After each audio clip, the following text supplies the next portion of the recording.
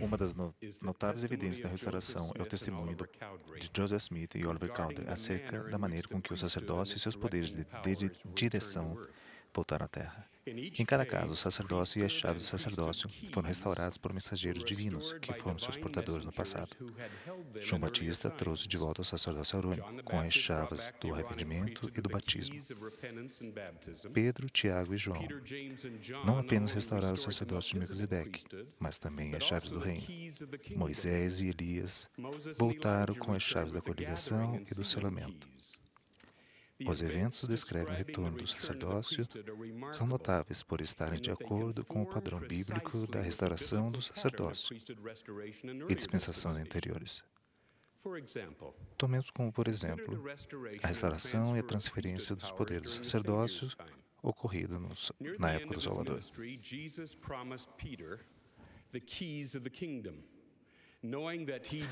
Próximo ao fim do seu ministério, Jesus prometeu a Pedro as chaves do reino, sabendo que ele partiria em breve e que os apóstolos precisariam das chaves do sacerdócio para dirigir o trabalho após a sua ascensão.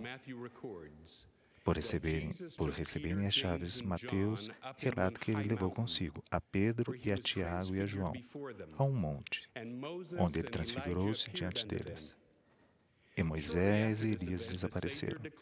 Pouco depois desse evento, o Salvador declarou que os apóstolos possuíam as chaves para dirigir o ministério. O profeta Joseph Smith declarou que o Salvador, Moisés e Elias entregaram as chaves a Pedro, Tiago e a João no Monte da Transfiguração.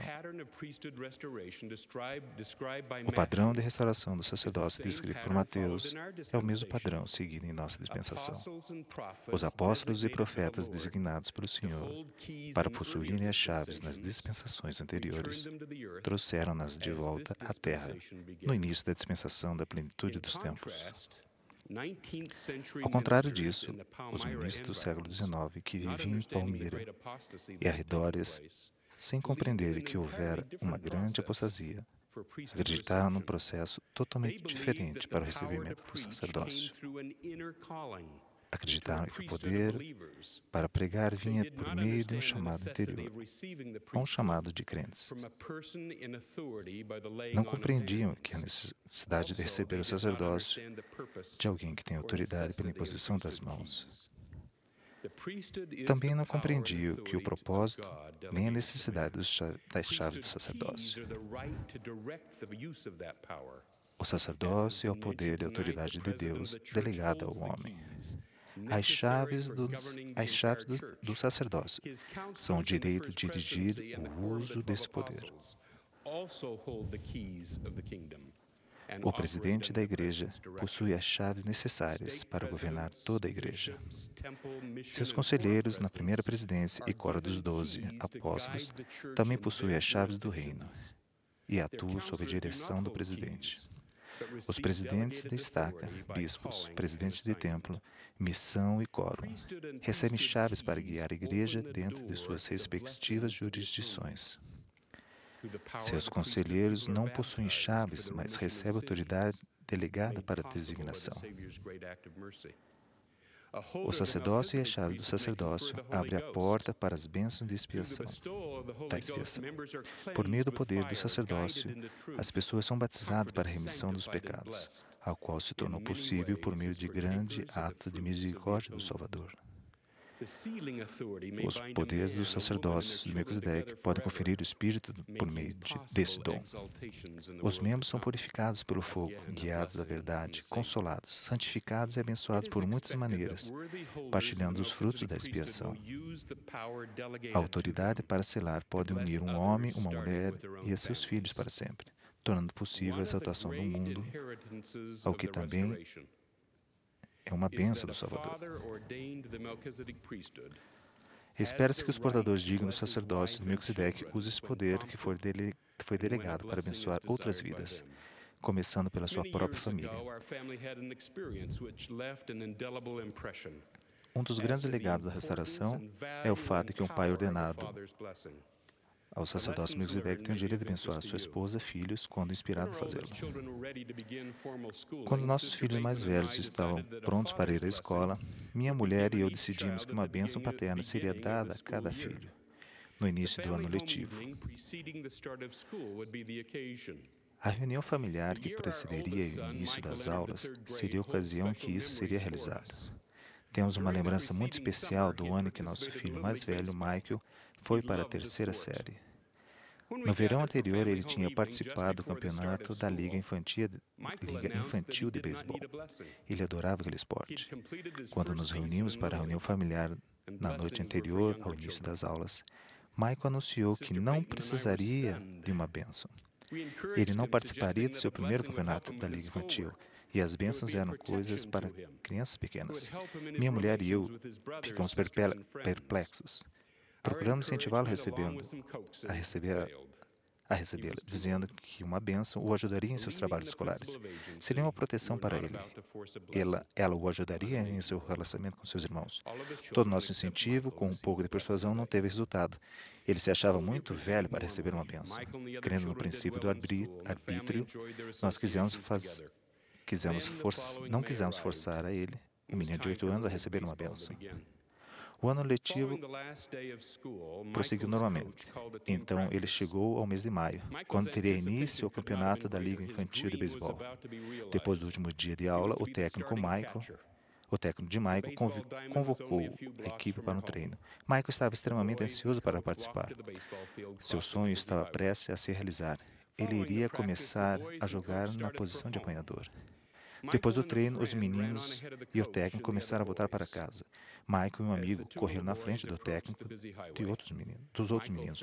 Quando os dois meninos se aproximaram da avenida movimentada, Michael esqueceu-se de olhar para os lados e entrou correndo na frente de um carro, dirigido por um rapaz de 16 anos de idade. Pode imaginar o susto que o rapaz deve ter levado?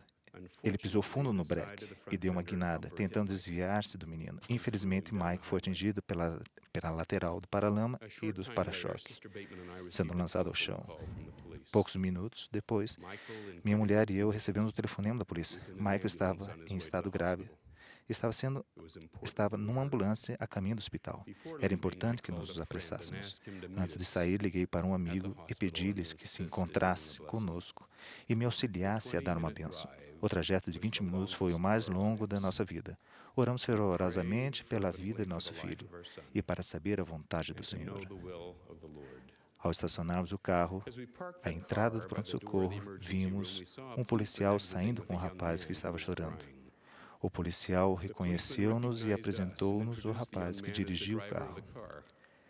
Tínhamos sido informados sobre o que havia acontecido, de modo que o consolamos dizendo que sabíamos não ter sido culpa dele.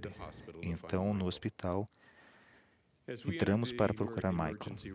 Quando chegamos à sala em que ele se encontrava, vimos os médicos e enfermeiras trabalhando arduamente para cuidar dele. Meu amigo tinha chegado e perguntamos se poderíamos ficar 2 ou 3 minutos sozinhos com ele, para dar-lhe uma bênção. Meu irmão do sacerdócio fez uma unção e eu selei a unção. Ao impor minhas mãos sobre a cabeça de Michael, fui tomado por um sentimento de tranquilidade e paz. As palavras fluíram de minha boca e as promessas foram proferidas. Michael, então, foi levado às pressas para a sala de cirurgia. Nas 4 semanas seguintes, Michael ficou num leito do hospital com a cabeça em volta de bandagens e uma perna sob tração. A cada semana, os olhos de Michael se enchiam de lágrimas, que lhe escorriam pelo rosto enquanto os meninos lhe contavam como tinha sido o jogo. Após 4 semanas, Michael foi engessado do peito até a ponta dos pés. Em 2 ou 3 ocasiões, nós o levamos para assistir um jogo em que os seus amigos estavam jogando. Após 4 semanas, ele passou a ficar engessado só do quadril até a ponta dos pés. Quando a família se reuniu na noite seguinte para as bênçãos escolares, você tem dúvida sobre alguém que foi o primeiro a pedir uma bênção? Um menino de 9 anos, um pouco mais velho e um pouco mais sábio, Foi o primeiro da fila. Ao longo dos anos, nossos filhos passaram a compreender que acidentes nem sempre são evitados por bênçãos do sacerdócio, mas eles tomaram conhecimento de que dispomos de mais de um tipo de proteção por meio do sacerdócio. Hoje, nossos netos estão recebendo bênçãos do sacerdócio. A tradição está sendo uma segunda geração. Em uma segunda geração, cremos que essa prática, tal como a família, terá continuidade pelas eternidades. Sou muito grato pelo fato de um rapaz de 14 anos, Joseph Smith, ter entrado num bosque para perguntar qual a igreja era verdadeira. Serei eternamente grato pela resposta que ele recebeu e pela subsequente restauração do sacerdócio e as suas chaves por intermédio de João Batista, Pedro, Tiago e João, e os outros santos mensageiros. Que possamos usar esse grande poder para abençoar todos os filhos de Deus, começando por nossas próprias famílias.